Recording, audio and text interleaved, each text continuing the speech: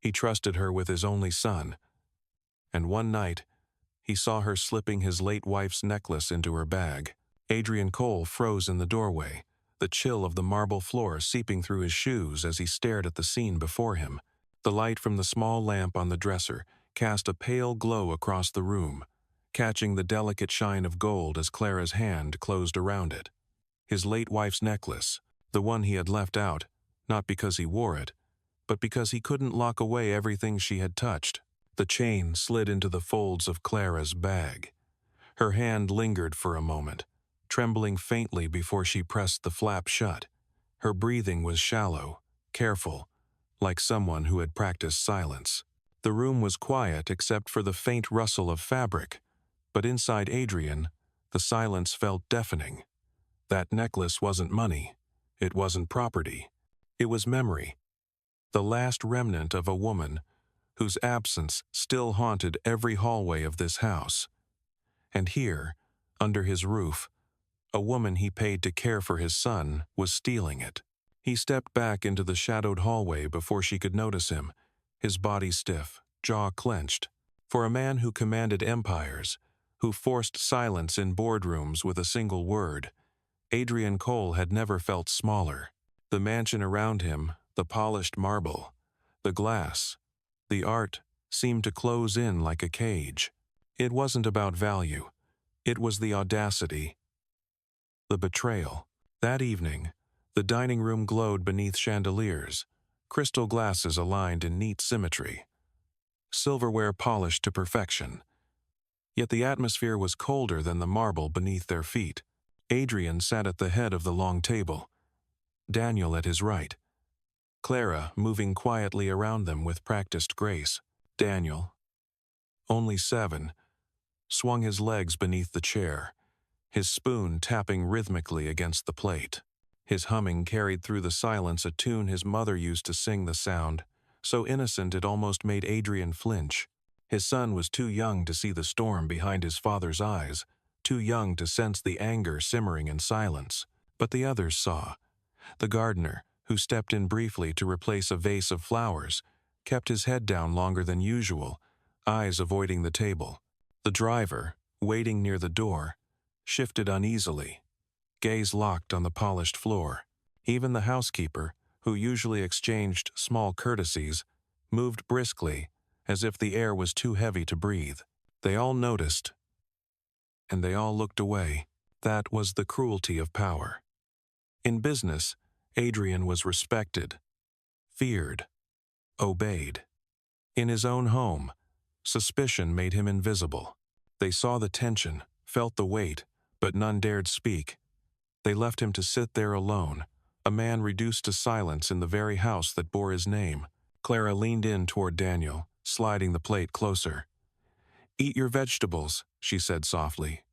Her tone was even, steady, practiced. Too steady. She never looked at Adrian. She didn't need to. His silence was enough. The injustice cut deeper than theft.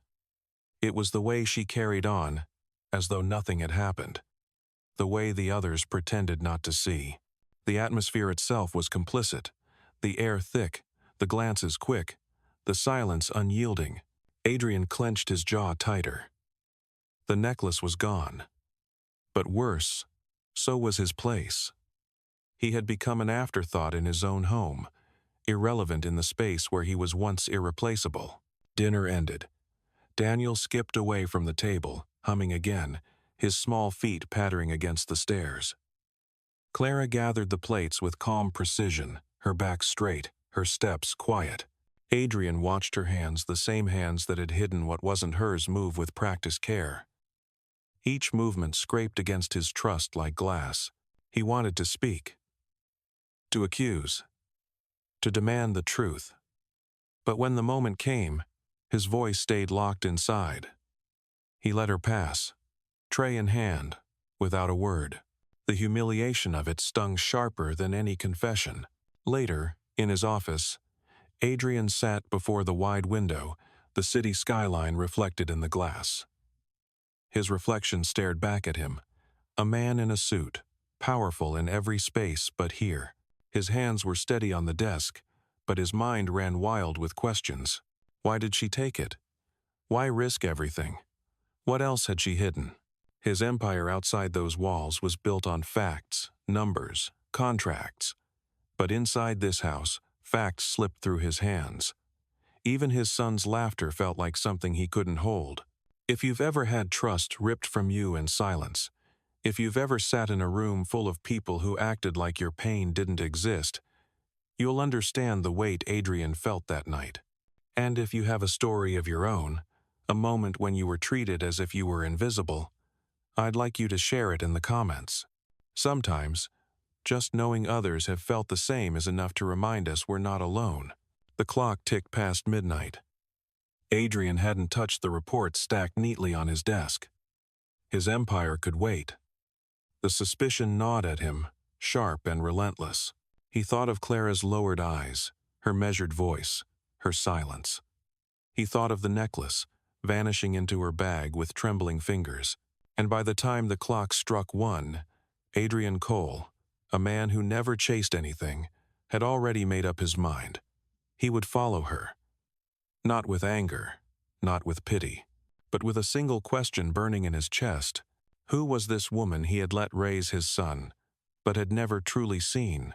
The grandfather clock in the hallway struck 8, its heavy chime echoing through the mansion.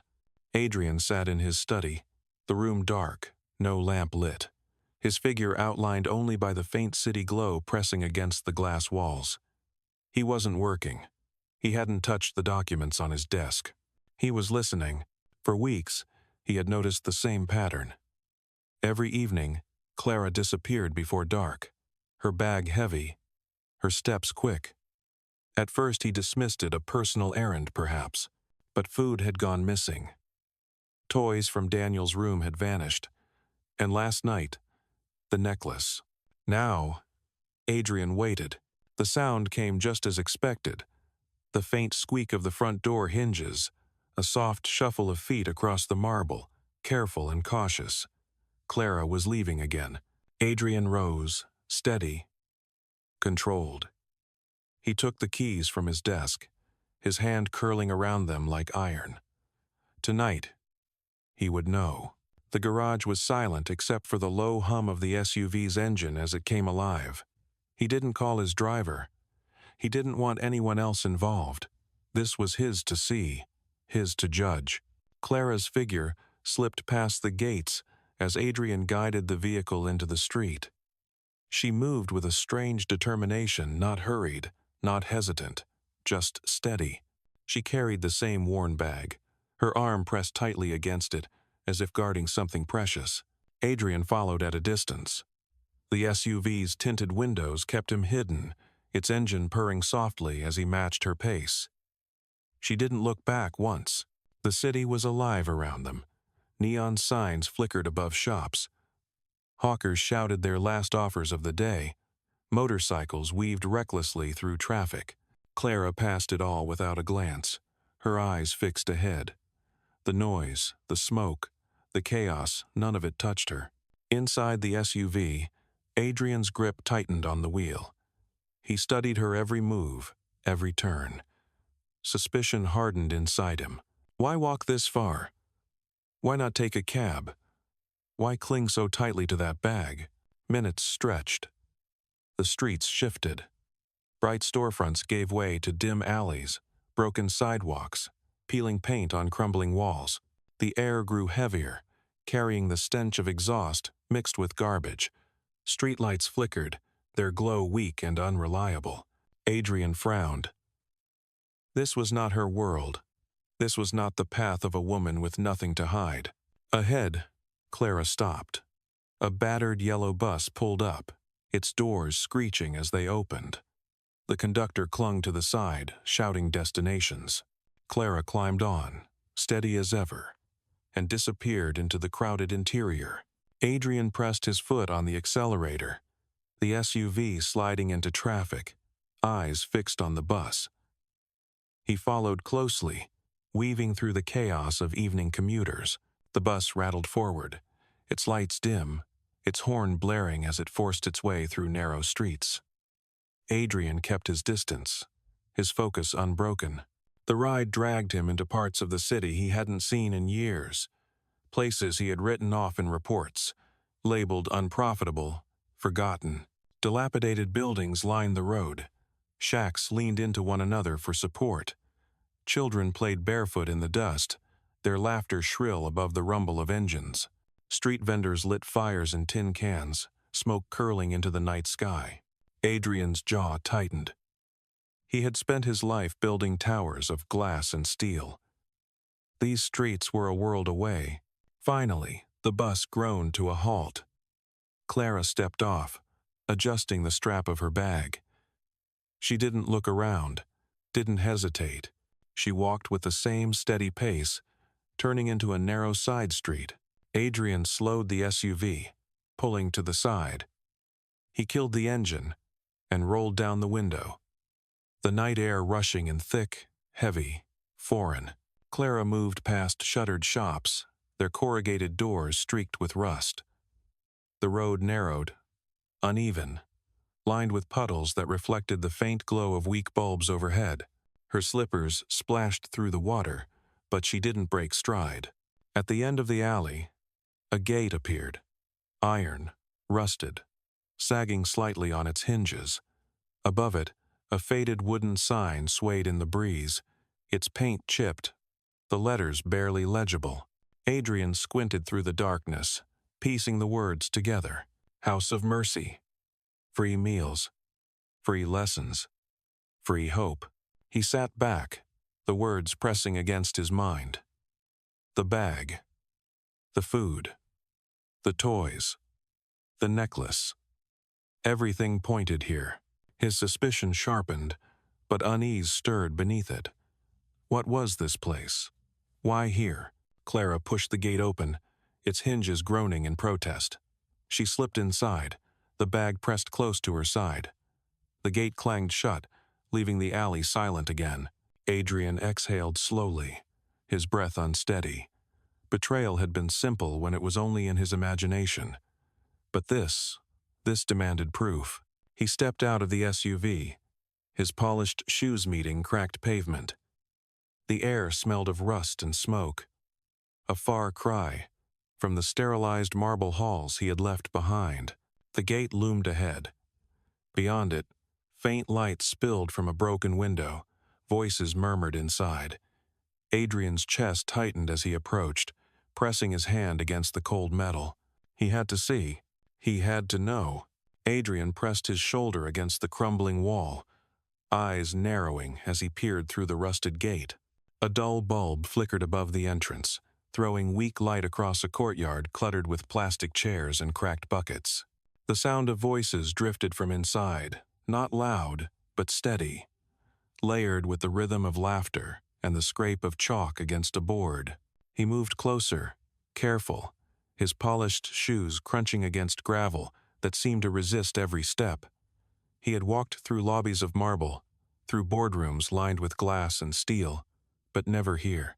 Never in a place where walls leaned inward, where doors sagged, where hope looked as faded as the paint peeling from the bricks. Through a broken window pane, the scene unfolded. Dozens of children crowded into a dimly lit room, sitting shoulder to shoulder on benches too narrow for their growing bodies. A few sat cross-legged on the floor, notebooks balanced on their knees. Their clothes were worn thin, their hair unkempt, but their eyes followed one figure at the front with unshakable focus. Clara. She stood before them, her bag open at her feet. From it, she drew out parcels of food bread wrapped in paper, a few apples, bottles of water. She handed them out one by one, her hands trembling slightly with fatigue but steady with purpose. Each child accepted the offering as though it were treasure, holding it close, smiling with gratitude so pure it cut through the room like light through dust. Adrian's breath stilled. He had expected shadows, deception, perhaps even a hidden buyer waiting to collect what she had stolen. What he saw instead was something he could not categorize. Then, as if fate had chosen the exact moment to crush his certainty, Clara reached again into her bag and drew out the necklace. His wife's necklace. Adrian's chest tightened. He leaned closer to the window, every muscle in his body taut. Clara held it carefully, almost reverently, the chain glinting faintly under the weak light. The children leaned forward, eyes wide, captivated not by gold, but by what it seemed to represent in her hands. This belonged to a mother. Clara's voice carried clearly through the thin glass. Calm. Steady. Her words were not for defense. They were for the children, a mother who loved her child more than anything in the world. Tonight, I want you to remember that love. To know that no matter where you came from, you are not forgotten. The room fell quiet. Even the youngest stilled, their gazes fixed on the pendant. A little girl reached out timidly, her fingertips brushing the cool metal. Her face lit up, her eyes brightening, as if she had touched something holy. Adrian's throat constricted. His hand tightened around the window frame, nails pressing into rust. The necklace wasn't hidden away for greed. It wasn't pawned off for cash. It had been transformed into a symbol, a lesson, a beacon. Clara wasn't stealing to enrich herself. She was sacrificing, giving away pieces of comfort from the mansion to feed dignity into this broken room. His mind roared with contradiction. For weeks, suspicion had hardened inside him, a shield against betrayal. But standing here, he felt it collapse, leaving him exposed, raw. Clara moved among the children, her smile gentle, her presence patient. She adjusted the collar of a boy whose shirt hung by a thread. She guided a girl's pencil across a form, showing her how to write letters she had never been taught. She bent low to wipe crumbs from a small boy's cheek, her hand lingering in tenderness. Adrian had never seen her like this. Not in his house, where she moved quietly, eyes lowered, voice soft. Here, her eyes shone with purpose, her voice carried weight, her posture radiated strength. And for the first time in years, Adrian Cole, the man whose name commanded skyscrapers, felt something break in his chest. Not anger, not triumph. Shame. Shame that he had reduced her to suspicion. Shame that he had walked past her 100 times and never once asked who she was outside his walls. Shame that he had thought of her as a shadow, when here she stood as light. Inside, laughter burst suddenly. Thin, fragile laughter, but it filled the room like a song. The children tore into the food, small hands clutching bread, their smiles wide, their eyes gleaming. Clara knelt among them, offering water, adjusting notebooks, sharing quiet words. Adrian closed his eyes briefly, the sound pressing against him harder than any boardroom debate ever had. He could buy buildings, sign contracts worth millions, silence a room of executives. But he couldn't buy this. He couldn't even name it. He opened his eyes again, watching through the cracked window until the last crumb was gone, until Clara set the necklace gently back into her bag, until the children's heads began to droop with tired satisfaction. For over an hour, Adrian stayed rooted in place, unable to move. The night air grew colder, pressing against his suit. His breath fogged in front of him, but he didn't notice. He couldn't tear his gaze away from the sight of a woman he thought he knew, reshaped entirely before him. When the cackle of children softened into murmurs, when Clara finally rose and began tidying the small space, Adrian stepped back from the wall. His legs felt heavy, his chest tighter than it had been in years. For the first time since his wife's death, Adrian Cole felt tears press at the edge of his vision. He blinked them back, jaw clenched, refusing to let them fall. Not here, not now. The gate loomed again before him as he turned away. The alley stretched dark and empty, the SUV waiting like a silent sentinel at the corner. Adrian walked slowly, each step heavier than the last. He had come seeking proof of theft. What he had found instead was proof of his blindness. And yet, even as shame burned through him, a question lingered, sharper than ever. Who was Clara Matthews, the woman he had trusted with his son, but had never truly seen? The next morning the mansion was hushed, its silence deeper than usual. The staff moved softly, their footsteps deliberate, their voices lowered. They felt the weight in the air, though none of them knew why. Adrian sat at the long dining table, his coffee untouched, steam rising faintly before disappearing into the air. His suit jacket hung neatly over the back of the chair, his posture rigid, his eyes fixed on the doorway. He had been waiting for this moment since the night before. The kitchen door creaked open. Clara entered, carrying a silver tray balanced carefully in her hands. Her movements were as precise as ever, her voice calm as she set the tray before him. "Good morning, sir. Sit." The word cut across the room, sharp and cold. Clara froze. The spoon rattled faintly against the porcelain as her hand flinched. For a long moment, she didn't move. Then slowly, she lowered herself into the chair opposite him. Her eyes stayed down, fixed on her lap. Adrian leaned forward, his voice controlled but edged like steel. "I followed you last night." The silence that followed was absolute. Clara's shoulders stiffened, her breathing shallow, her lips parted, but no sound emerged. "I saw the gate. I saw the children. I saw the necklace." Adrian's gaze was unyielding. Everything. Her head lifted, panic flashing across her face. "I wasn't stealing," she said quickly, her voice trembling. "I never took anything for myself. I swear it." Adrian's expression didn't soften. His tone remained flat. "Then explain. What were you doing?" For a moment, Clara seemed to shrink into the chair, her hands twisting in her lap. The quiet stretched, long and suffocating, before she finally spoke. "When I was 9, she began, her voice low but steady. "My brother and I lived in an orphanage. We didn't have enough food. Some nights we went to bed hungry. Other nights we woke up cold. When he got sick, the staff said there was no money for medicine. He died before winter was over." Her fingers clenched together, knuckles white. "I promised him that night, at his grave, that I would never let other children feel forgotten the way we were. That's why I go there. To feed them, to teach them, to make sure they know someone sees them." Adrian's jaw tightened. He sat back slightly, but his eyes never left her. "You should have come to me. You should have asked." Clara's lips trembled, but her voice sharpened with quiet defiance. "Men like you don't usually see women like me. I didn't want to be pitied. I didn't want to be a name on one of your charity reports.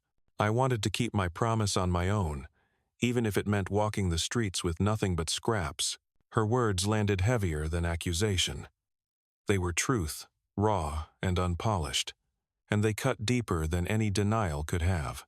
Adrian exhaled slowly, the breath heavy in the stillness. He had built skyscrapers, silenced rivals, dominated industries. Yet here, at his own table, a woman he had considered invisible spoke words he could not dismiss. "You let me believe the worst," he said finally, his tone lower now, but no less sharp. Clara's eyes filled, though her voice stayed steady. "Because I couldn't risk asking for help. I couldn't risk losing the one thing I built with my own hands. If I had told you, you might have stopped me. Or worse, you might have taken it over, and it would no longer be mine." The room fell quiet again, filled only with the faint tick of the clock on the wall. For a man accustomed to control, to bending the world to his will, Adrian Cole sat in silence, stripped of certainty. Across from him, Clara Matthews, the woman he thought he had understood, the nanny he thought had betrayed him, revealed herself as something he had never seen. Not a thief, not a servant, but a fighter. And in that moment, Adrian realized just how little he had ever truly seen her at all. The study smelled faintly of leather and old paper. Morning light streamed through the tall windows, falling across stacks of contracts and reports left unread. Adrian stood by the desk, arms folded, his eyes locked on Clara as she stood in the doorway, her hands clasped tightly before her. "Come in," he said quietly, his voice stripped of its usual warmth. Clara stepped forward, the silence between them heavy. She looked smaller against the tall bookshelves and the gleaming wood desk, but her eyes held steady as they met his. Adrian motioned to the chair opposite him. "Sit." She obeyed, lowering herself slowly. Her back was straight, her shoulders squared. She didn't fidget this time. Adrian's tone was calm, precise, every word measured. "I can make this easier for you. I'll fund the center. Food, supplies, teachers. You won't have to struggle another night." Clara shook her head slightly, her voice quiet but firm. "It's not about easier. You're thinking too small." Adrian pressed, leaning forward. "With my resources, you could open 10 centers. 100. No child would have to sit on a broken bench again. No one would go hungry. Don't you want that?" Her lips pressed together. She inhaled slowly before answering. "And then what? It stops being my promise. It becomes your project. Another achievement to stand beside your buildings and contracts. And She faltered, her voice trembling for the first time, before regaining her strength. "I disappear again." Adrian's brow furrowed. "That's not what this is." "That's exactly what it is," Clara said, her voice low but steady. "My whole life, I've fought to be more than someone to be rescued. What I'm building isn't charity, it's dignity. If I let you take it over, I lose that, and the children lose it too." Her words landed with weight, cutting through the polished calm of the study. Adrian exhaled, frustration flickering in his eyes. "You walk miles every night. You wear shoes until they fall apart. You eat less so the children can eat more. And still you refuse?" Clara's gaze didn't waver. "Because help that takes away who I am isn't help, it's control." The silence that followed was sharp, every tick of the clock echoing like a hammer in Adrian's chest. He had never been told no like this. Not in boardrooms, not in negotiations. Then Clara drew in a breath, her voice soft but resolute. "I'm giving my notice." The words hit harder than he expected. Adrian's eyes narrowed, his body stiffening. "You're leaving?" She nodded once, her fingers tightening around each other in her lap. 2 weeks. I've been offered a part-time position at a school. It will give me more time for the center." Adrian's lips parted, but no words came. He had faced down rivals, weathered crises, rebuilt collapsing deals, but this simple decision, left him powerless. Clara continued, her voice gentler now. "You've given me more than work here. You gave me a chance to believe I could do something bigger. And now, I want to protect that voice, before it disappears under someone else's shadow." Her words stung sharper than any accusation. Not because they were cruel, but because they were true.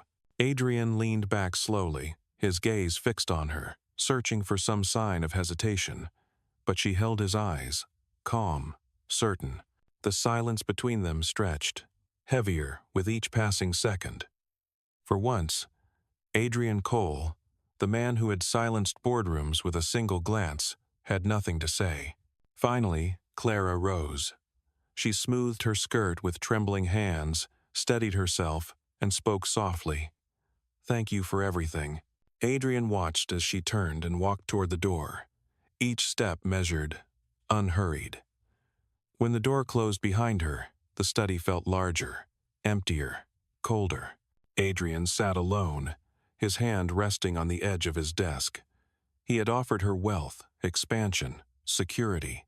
She had chosen independence, and in doing so, she had left him with something he couldn't buy, the ache of being left behind. The mansion had never been noisy, but after Clara left, silence took on a different shape. It was no longer the calm of wealth, but the absence of something essential. The kitchen no longer hummed with the quiet rhythm of her voice. The hallways felt longer, emptier, as if the air itself resisted warmth. Her resignation had been simple. No outburst, no dramatic exit. 2 weeks of service, performed with the same precision as always. She still prepared Daniel's meals, still folded towels into neat stacks, still whispered bedtime reminders. But there was a lightness in her step, a certainty in her posture. She had already left, even before her final day.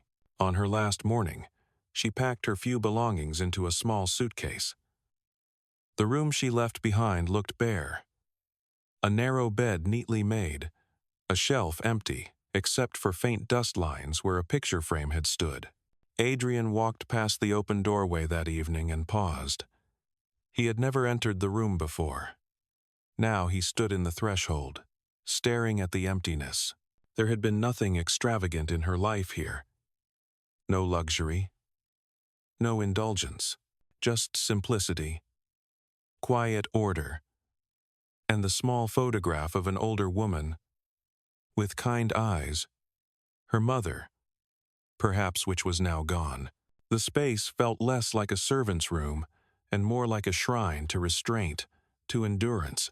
That night, Daniel asked the question Adrian had been avoiding. When is Clara coming back? The boy's wide eyes held a mix of innocence and confusion. Adrian placed a hand on his shoulder, the weight of the answer pressing down on him. She's not coming back, he said gently. She has work to do. Important work. Daniel frowned. More important than me? Adrian swallowed hard. Different. Not more important. But she believes in it. The boy didn't look convinced. He stirred his food quietly, then asked no more. In the days that followed, Adrian tried to resume his routine breakfast at 7:30, meetings stacked from morning until night, phone calls that stretched past midnight. But something shifted. His eyes lingered longer on his son. He found himself listening when Daniel spoke about school, about friends, about the small triumphs and frustrations of childhood. He realized how often he had nodded distractedly before, how many stories he had missed. One evening, instead of retreating to his study, Adrian sat with Daniel in the living room. They played a board game Clara had once taught the boy. Daniel laughed when he won, his grin wide, his joy unrestrained. Adrian laughed too awkward at first, then freely, the sound strange in his own ears. Yet the emptiness remained. The mansion's grand rooms echoed with absence, its polished floors reflecting nothing but stillness. Adrian filled the silence with work, but work no longer satisfied the way it once did. Late at night, in the quiet of his study, he opened his laptop. His fingers hovered above the keys, then finally began to type. He searched for the name painted faintly above the gate. House of Mercy. A simple website appeared. Outdated, clumsy, barely holding itself together. It listed the center's mission: free classes, free meals, free hope. There was a donation link, a photograph. In it, Clara stood in a faded blouse, surrounded by children who clung to her arms. Her smile was unguarded, bright in a way he had never seen inside his house. Beneath the photo, a line read, "We don't need to be rich to make a difference. We just need to care enough to try." Adrian stared at the words for a long time. Then, without hesitation, he clicked the donation link. He filled in the form, his name omitted, the contribution listed only as anonymous. It became a pattern. A shipment of books arrived at the center weeks later. Then bags of rice and beans, delivered with no note. A laptop brand new, left on the doorstep. Clara never knew who sent them. She never asked. She simply used them, turning every gift into something for the children. From the shadows, Adrian watched. Some evenings, his SUV sat parked across the street, its lights off, its windows dark. He saw children running in with notebooks, their laughter filling the night. He saw the once crumbling gate painted fresh, lanterns strung across the courtyard. He saw Clara moving among them, her presence commanding, her voice carrying authority. He never stepped inside. He never announced himself. But pride and ache warred inside him. Pride in what she was building. that she had chosen to build it without him. At home, the staff noticed changes. Adrian no longer barked when a mistake was made. He lingered longer at meals, sometimes even sitting beside Daniel instead of at the head of the table. He asked questions. He listened. His empire outside the mansion still demanded his presence, but inside, he no longer let silence devour him. Still, when night fell and the house grew still, he returned to the same thought. Clara was gone. She had walked away, and he had let her. And though he told himself it was enough to support her from a distance, something inside him whispered that their story wasn't finished. 2 months had passed since Clara walked out of Adrian's mansion for the last time. The silence she left behind had not lifted. It had simply reshaped itself, woven into the daily rhythms of the house. Adrian had grown used to it in some ways, but in others, he never adjusted. He noticed her absence in the smallest details. The way Daniel sometimes hummed softly at dinner, echoing songs Clara once sang. The way the hallways seemed darker in the evenings without her presence. The way the staff moved more cautiously now, their footsteps quieter, as though unwilling to disturb a balance no one could name. Adrian carried on with his life meetings, contracts, boardrooms. But his nights had changed. No longer filled with endless reports, they now held moments of reflection. He lingered longer in Daniel's room, reading stories aloud, until the boy drifted off to sleep. He spent less time on the phone, more time sitting quietly at the table with his son, and yet, the emptiness remained. Then one Thursday evening, a cream-colored envelope arrived. Hand-delivered, no return address. Adrian tore it open and read the words printed in simple script: House of Mercy, Special Fundraiser, and Literacy Night. You are warmly invited. He stared at the card for a long moment. Clara hadn't spoken to him since she left. She had no reason to include him. Yet here it was an invitation. The night of the event, Adrian chose carefully. No chauffeur, no entourage, just a plain gray suit, no tie. He wanted to arrive not as a CEO, but as a man. The SUV carried him through streets he now recognized, though they still felt foreign. As he stepped out, the old gate of the House of Mercy stood before him, but it no longer sagged on rusted hinges. It had been painted a fresh, hopeful blue. Lanterns hung from strings across the courtyard, their soft glow lighting the faces of children running about with paper flowers in their hands. Adrian paused, struck by the transformation. The building that had once looked like a crumbling shelter now radiated life. Inside, the hall was full. Benches lined the space, packed with mothers, fathers, students of all ages. The air buzzed with energy, anticipation, pride, and at the center of it all, standing before the crowd, was Clara. She wore a cream dress, simple yet elegant. Her presence filled the room, her posture straight, her expression confident. Her eyes swept across the crowd, pausing when they met his. She smiled, not guarded, not cautious, but warm, certain. A smile that said, "You came." The program began. A little girl stepped forward, her small hands shaking as she held a paper. She read aloud her first poem in English. The crowd erupted in applause. An elderly man followed, sharing how he had opened his first bank account, his voice trembling with pride. Again, cheers filled the room. Then the host called, "Please welcome our founder, our light, Miss Clara Matthews." The room shook with applause as Clara stepped up to the microphone. Her gaze swept across the audience, her voice clear, steady. "I used to believe people like me only existed to serve," she began, "that our lives were meant to remain in the background. But someone showed me that even the invisible can lead, that our stories matter, no matter how small they seem." She paused, her eyes finding Adrian in the crowd. Her voice softened. "And to the man who saw me, even when I did not see myself, thank you. Adrian's chest tightened. For the first time in years, his hands came together in applause, not as a businessman, not as a benefactor, but as a man moved by truth. When the event ended, Adrian didn't leave. He stayed at the back of the hall, watching as Clara spoke with guests, hugged children, and bent down to gather stray cups. She moved with the same hands that had once scrubbed his kitchen floors. But now her presence commanded the room. She was no longer a shadow. She was a leader. Finally, she walked over to him. Her smile was soft, her tone gentle. "You didn't have to come.